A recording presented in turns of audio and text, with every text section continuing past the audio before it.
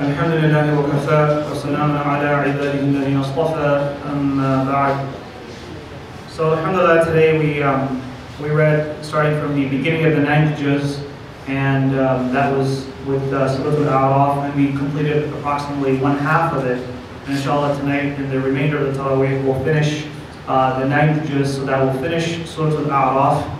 That will also include the first sajda that we'll have in the recitation that we've had thus far, and we'll also read approximately one half of Surah Al-Anfal. I wanted to shift gears just a little bit today from what we normally talk about, and just actually share a little bit of advice for myself and for everyone. Usually sort of a week into Ramadan is sort of the point when we begin to feel a little tired, we begin to feel a little exhausted, and it begins to really sink in that we can't be running on adrenaline anymore, that there's still a good major chunk of the month still ahead of us. And so what I wanted to do was maybe just share a little bit of practical advice that we can have, because a lot of times when we hear talks about Ramadan, everyone says that this is a month where we need to increase our good deeds, we need to do things better, we need to be more in obedience to Allah subhanahu wa ta'ala. And many people ask the question, well, what exactly should I be doing? Right, so we hear this in khutbahs, we hear this in halaqas all the time. You need to do better in Ramadan, you need to do more in Ramadan. But what exactly is a practical way to go about doing that in Ramadan? Right, so that I find sometimes we don't spend enough time talking about. So there's more cheerleading going on, but there's very little practical advice perhaps that's being told. And so one of the things that I'd like to share is that just as we in this month have a diet for our bodies, primarily we refrain from food and water during this daylight hours, but also we're encouraged to eat less and to eat in moderation and not to overeat. We should therefore ask ourselves that since we're not feeding our bodies, then what exactly should we be feeding our souls?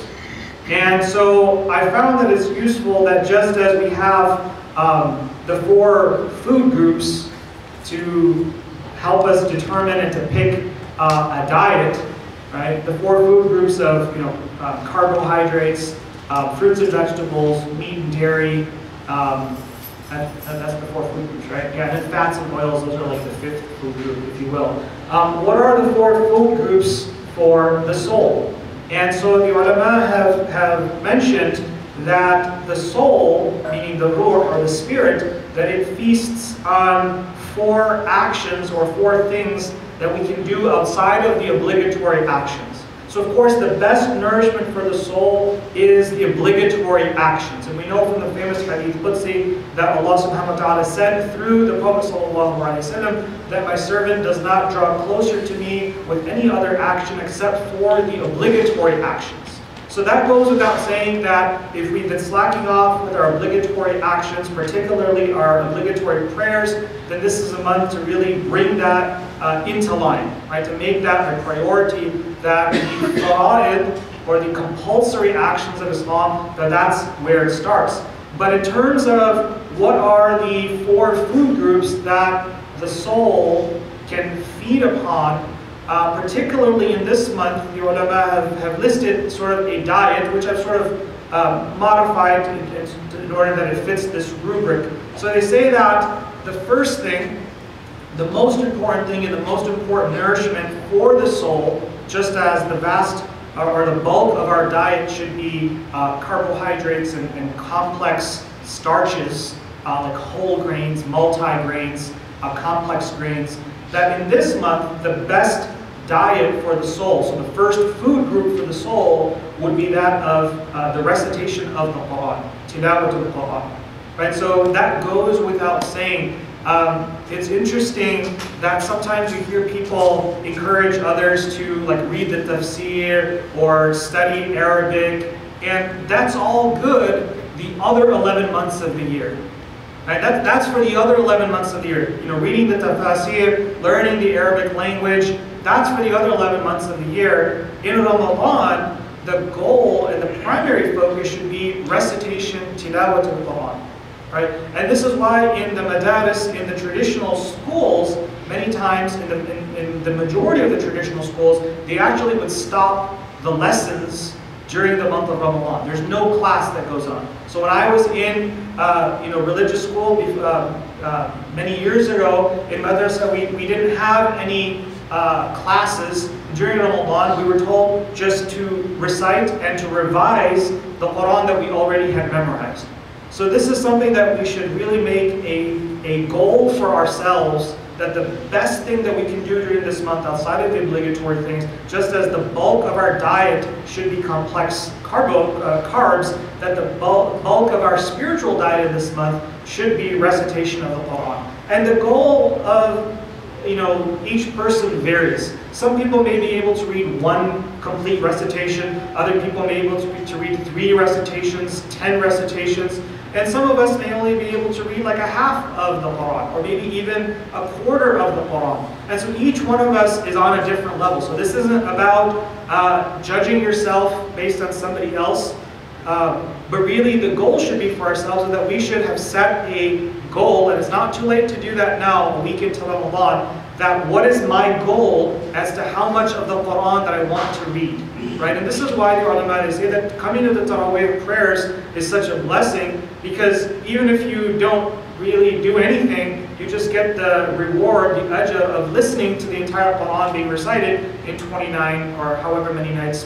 In the masjid here it's 29, inshallah we'll finish, but you just get the reward just for listening to the Quran. So that should be the bulk of our diet. The second food group is that of dhikr, or that of the remembrance of Allah subhanahu wa ta'ala. So this is like the fruits food group, right? This is like the fruits food group. So this of course is very self-explanatory, that we should remember Allah subhanahu wa ta'ala with an extra effort during this month in every single thing that we do. So this is why it's very, one of the most beautiful things about the Prophet ﷺ's life, I personally find, is that there is a dua or a supplication for almost every single action that a human being can do. There's a dua when you wake up in the morning. There's a dua when you put your clothes on. There's a dua when you look at yourself in the mirror. There is a dua when you leave the house. There is a dua when you sit in the car. I mean, every single, mundane, tiny, insignificant action, the beautiful thing is that there is a way that the Prophet ﷺ has shown us that we can be remembering Allah subhanahu wa ta'ala even in that. I mean, even something as quote-unquote irreligious or a-religious as answering the call of nature. There's a dua before you enter the restroom. There's a dua when you exit the restroom. Right? And all of these are ways to remember Allah subhanahu wa ta'ala. And so this is a month when we should really find and fill those, what I like to call the dead moments of our day. Right? The dead moments of our day are those times when we really aren't doing anything. Our brains are sometimes get occupied with mundane things like what's the latest news story, or what's the who's winning the the Bulls game or the Bears game, or whatever it might be. But the dead moments of our day are things like when we're in an elevator, when we're driving in the car, when we're waiting for the bus, when we are walking from the office to the parking lot. These are just dead moments in the day where a lot of us, it's not like we do anything bad during those moments, that's not what the point of this is, but these are opportunities where even if it's for 30 seconds, even if it's for a minute or 2 minutes, that we can fill this with just simple remembrance, simple dhikr of Allah subhanahu wa ta'ala. Just saying something as simple as Subhanallah, walhamdulillah, La ilaha illallah, Allahu Akbar. And then of course sending prayer upon the Prophet sallallahu alaihi wasallam, Allahumma salli ala Muhammadin wa barik wa sallim. I mean, these are very simple adhkar, very simple remembrances that we need to feed our soul with. The third food group for the soul, the ulama tell us, is that of dua, is that of supplication. So this is a month, of course, where the doors of Allah subhanahu wa ta'ala's mercy are open. And we know the famous breakdown of Ramadan. The first 10 days are days of rahmah. The second 10 days are the days of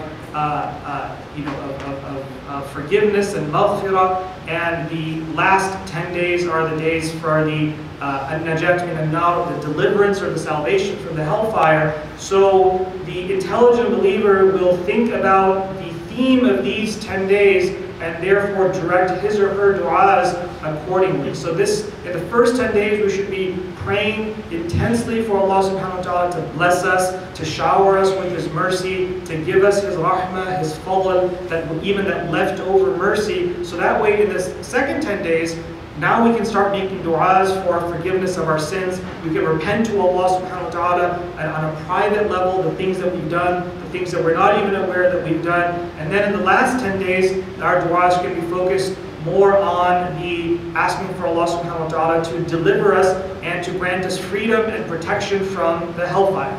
So this is the way that we can arrange eating from this food group for our soul during this month, is to therefore accordingly make our du'as to also correspond and correlate with these 10 days and how the month is broken down. The fourth food group, which is probably the equivalent of, so the du'as are like the vegetables, right? So dhikr and du'a are like the fruits and the vegetables. The tilawatul Quran is like the complex carbohydrates. And then the fourth thing that the soul can feast upon and can gain nourishment from, the ulama, they say, is like the equivalent of the meat and dairy group, and that is of what is known as fikr, or reflective contemplation. And the Quran, of course, talks about the merits of this. Many times when Allah subhanahu wa ta'ala talks about His signs, He says that, أَفَلَا تَتَفَكَّرُونَ أَفَلَا تَذَكَّرُونَ. And even today we heard in many of the ayahs, like, لَعَلَّهُمْ يَذَّكَّرُونَ, in order that they may remember, in order that they may reflect. We'll hear the verse later on, Allah subhanahu wa ta'ala says, فَقَصُصِ الْقَصَصَ لَعَلَّهُمْ يَتَفَكَّرُونَ, that narrate and tell these stories in order that they may pause and give some reflection and think. So fikr, which is reflective contemplation, is about the signs of Allah subhanahu wa ta'ala. It is about reflecting upon the realities of death. It is about reflecting upon the realities of the grave, the resurrection, the standing before Allah subhanahu wa ta'ala, crossing the sirat, and sort of envisioning, trying to envision the hellfire so that it builds within us a fear and a resentment away from it, and also imagining Jannah and all of the splendors and all of the rewards